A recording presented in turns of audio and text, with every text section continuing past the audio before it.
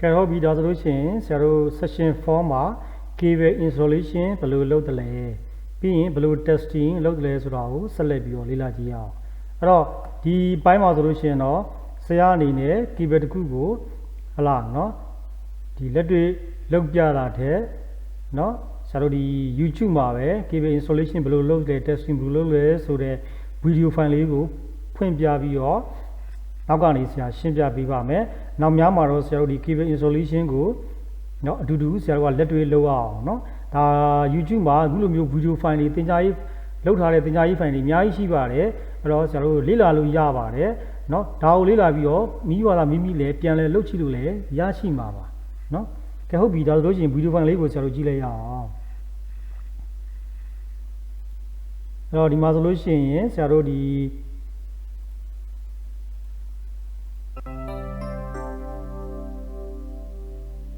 နော်ဒါဆိုလို့ရှိရင် RG45 ဒီ connector လေးနဲ့ဒီ display cable လေးကိုသူလုပ်မယ်ပေါ့နော်အဲ့တော့ဒီမှာအသုံးပြုမဲ့ RG45 connector 8 wire ရှိတယ်ပေါ့နော်ဟောဒါလေးကတော့ဒီ wire အဖုံးလေးကိုဆွတ်တဲ့ဟာလေးပါဒါကတော့ကျွန်တော်တို့ဒီ cat5 ကြီးပေါ့နော် display cat5 ကြီးကိုသုံးတယ်ဒီမှာဆိုတော့ creamy 2သုံးမယ်ပေါ့နော်အဲ့ဒါဆို model number တွေပြတာပြီးရင် cable tester နဲ့ဆရာတို့ကနေပြီးတော့စစ်ဆေးမယ်နော်ဒီ cable tester ဒီ RG45 တွေနောက်ဒီဖုန်း RG11 တွေအကုန်လုံး test စစ်ဆေးလို့ရပါတယ်ဟောဒီမှာတော့ဒီ Mac pin ကိုသူတုံးထားတယ်ပေါ့နော် cable ဖြတ်တဲ့နေရာမှာကဲဟုတ်ပြီဟောဒီမှာဆိုဒီ cable အဖုံးလေးကိုသူအရင်ဆွတ်ထားတယ်ပေါ့နော်ပြီးဟုတ်ပြီသူ creamy 2လေးကိုသူဒီဟလာနော်အသုံးပြုမယ်ပထမဆုံးအနေနဲ့သူပါလဲဆိုရင် creamy 2ကို creamy 2အပေါ်ရန်တစ်ဆက်ပဲအပေါ်ရန်ခုံလေးပဲသူနှွားမယ်နော်အဲ့ဒီနေရာမှာဒီ creamy 2မှာဆိုလို့ရှိရင်ဆိုမျိုးစုံပါပါတယ်အပေါ်ရန်ခုံနှွားတာရေ cable တွေကို wire တွေကိုဖြတ်ပစ်တာရေနောက်ခုနဝါယာနဲ့ခေါင်းနဲ့တွဲတဲ့ဟာဒီ function 3ခုပါပါတယ်ပြီးရင် pair တစ်ခုရင်းနေသူခွဲထုတ်တယ်เนาะဒီမှာ pair 4ခုရှိပါတယ်เนาะ blue white blue เนาะဟလာဒါလေးကိုသူဖြီးလိုက်ပါတယ်ဝါယာလေးတွေကောက်နေတာရှင်ဒါလေးကိုပြန်ဖြောင်းပြီးနောက်တစ်ခုကနောက် pair တစ်ခုပေါ့เนาะ white orange ခုန pair နံပါတ်လေးနဲ့ဆရာဖော်ပြထားပါတယ်เนาะပြီးရင် white green white brown ခုလိုပင်လေးတွေကိုဝါယာလေးတို့ဖြီးလိုက်တယ်ဖြောင်းလိုက်ပါတယ်เนาะဒီပင်လေးယောက်လေးပဲရှိမှာပေါ့နော်အဲဒီမှာဆိုရင်သူဒီမှာပင်လေးယောက်ထားမယ်နော် white orange နော်ပြီးရင်ဟလာပင်နံပါတ်1မှာ white orange ကိုထားမယ်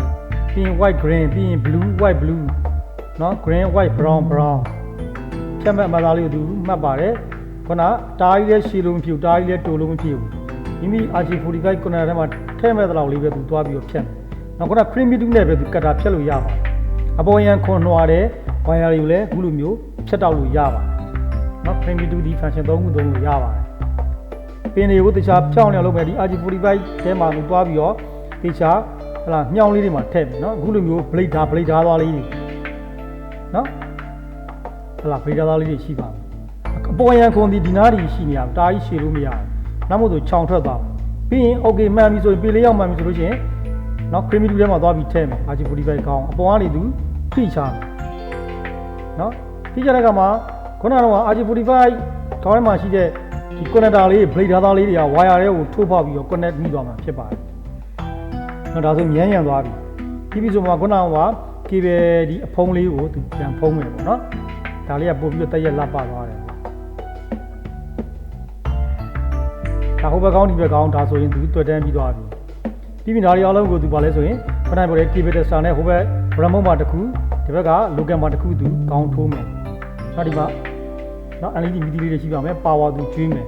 နော်1 2 3 4 5 6နော်ဟိုဘက်တစ်ဘက်ကိုရှင်ကြည့်မယ်တစ်ဘက်က1လင်းနဲ့ကျမှတစ်ဘက်က1တစ်ဘက်က2လင်းကျမှတစ်ဘက်က2လင်းပါတယ်နော်အပေါ်ကတော့ဗာလဲဆိုလို့ရှိရင်ဒါဆိုရင်သူဒီ straight through cable ကိုသူတုံးထားတာပါနော်တစ်ဘက်က8လင်းနဲ့ကျမှတစ်ဘက်က8လင်းပါတယ်နော် AA သို့မဟုတ် BB ခုနကသူဒီ white orange ဆိုတော့ဆရာကဘာနည်းကိုသုံးမလဲ A လား B လား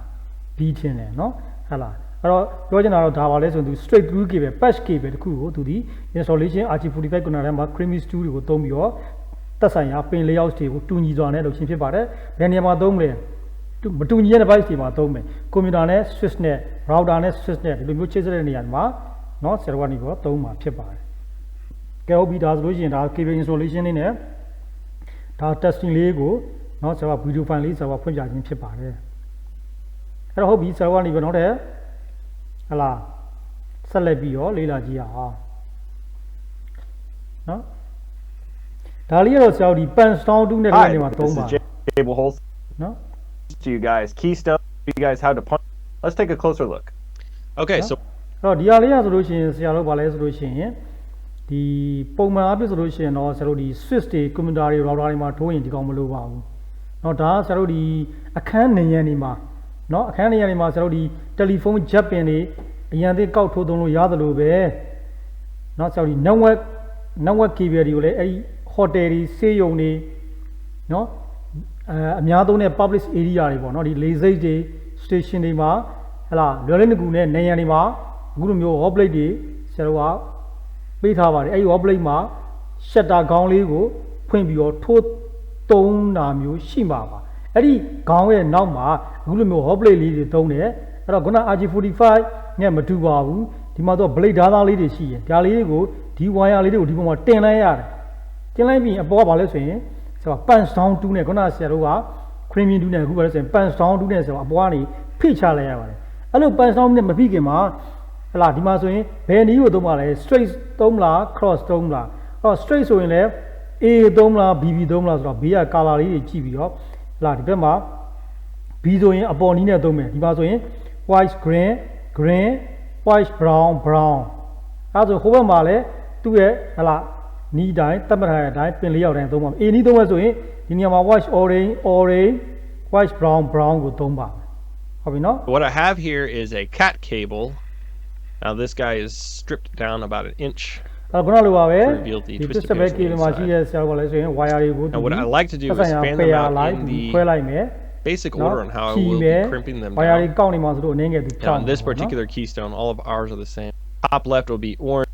bottom right, and bottom right keystone out there is take industry standard.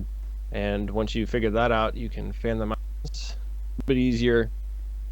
ဟုတ်ပြီ Ready to go? အဲ့ဒါလေးဆိုလို့ရှိရင် Just နော် gonna ခုလို seat မျိုး this တက်ရ down ပြအောင်ဒီ into ထည့်လိုက်တယ် the ပြီးရင်ဒီမှာတတ်မှတ် cavity ထားတဲ့ here. နော် And color လေးတိုင်း go to work just pressing ဒီ them blade into ဓာတ်သားတွေ the ပေါ်မှာသူဒီ corresponding အနေငယ်လေးဖိပြီးတင်လိုက်တယ်နော်တတ်မှတ်ထားတဲ့ holes. color Now လေး I know these by heart, but if you were to look at the side, you'd see they're lining up in the correct order. နော် wire လေးတွေ All good. တိကျဟလာနော် alignment လေးတွေမှန်အောင်တော့နော်တက်ရပြအောင်တော့စီစဉ်ပေးရပါ Seat them down. This one's a little twisted. နော် And I like to seat them down in here အဲ့တော့ဒီမှာဆိုလို့ရှိရင် wire လေးတွေက beforehand. No, Is that you can go I can come through at one all pass, the way. crimp, crimp, crimp. နော် Sit ဆို them တော့ all သက်ဆိုင်ရာ down, make ပင်လေးယောက်တိုင်း one at a time. So ဒီ there they hot are, plate ရဲ့ all crimped circuit or ဒီ pulled plate down ပြားလေး snugly ပေါ်မှာ into အခုလိုမျိုး the 110 wire တွေကို slots. ဆရာတို့ I ပါလဲ get my ဆိုလို့ရှိရ tool, င် and ထည့် this ပြီးပါဒါဆိုရင် 110 tool features a blade on one side. Now that no, blade, you always want to you keep it to pressure the and outside of the feature keystone. separate net. It will actually No, blade crimp out up of it, against game the at hand. outer bumper Feature that's onက the မှာ keystone, and it will ဒီမှာ blade သားသွားနေရှေ့မှာပုံနေတဲ့အသား excess ကို copper ဖြတ်ပစ် off. လိုက်တယ်ပြီးရင် If you press blade nice သား and နှစ်ခု hard ကြား on ထဲ that မှာ outer wire edge ဒီ of the ဝင်သွားမယ် blade, ကတ်ကြီးလိုမျိုး pinch blade real သားဟိုဘက် nicely, တွေ and it ညှက်လိုက် should မယ် be ဆိုရင် easier later. ဒီမှာရှိတဲ့ copper Pull wire off. နဲ့ Now, from the other connection side, လုပ်သွား switch the blade over, and ဒီဒီ crimp each of these blade down. ဓာတ်သားတွေဒီရှေ့မှာရှိတဲ့ connector လေးတွေနဲ့ပင်လေးယောက်လေးနဲ့ join ထားတာပါ Okay, I'll crimp down, and these should fall off nicely. ဟုတ်ပြီနော် Yeah. ဒါဆိုလို့ရှိရင်တော့ Okay, အခုလို done. မျိုးတက်တက်ရဲရဲနဲ့ဆရာတို့ကနေပြီးတော့ connection ပြီးသွားတယ် That's the တော့တစ်ဖက်မှာ handiwork. ဆိုလို့ရှိရင်ဒီမှာ RG45 Nice and easy. เนาะကောင်းဆရာကနေပြီးတော့ Appendix. ထည့်လို့ရတယ်ဟလားเนาะဒါဆိုလို့ရှိရင်နေရန်ရဲ့ဒါ hot plate မှာတွယ်လိုက်ရုံပဲ You got a 110 เนาะ keystone. ဒါဆိုလို့ရှိရင်တော့သူကဒီဘက်မှာ RG45 ကောင်းထုတ်လို့ရတဲ့ပင်လေးတွေရှိပါပြီဒါဆိုအလွယ်တကူပဲ And there you guys have it. 110 style Ethernet jacks for ဟုတ်ပြီเนาะဒါဆိုလို့ရှိရင်တော့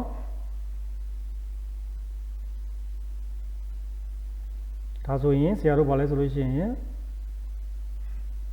professional looking install in your homes or Pan offices. Stone 2 ကို If you'd like to give this a try yourself, No, please head over to our the- website. တစ်စက်ပဲ key ပဲကို hot plate တွေမှာဘယ်လို join လဲဆိုတော့ကိုဖော်ပြခြင်းဖြစ်ပါတယ်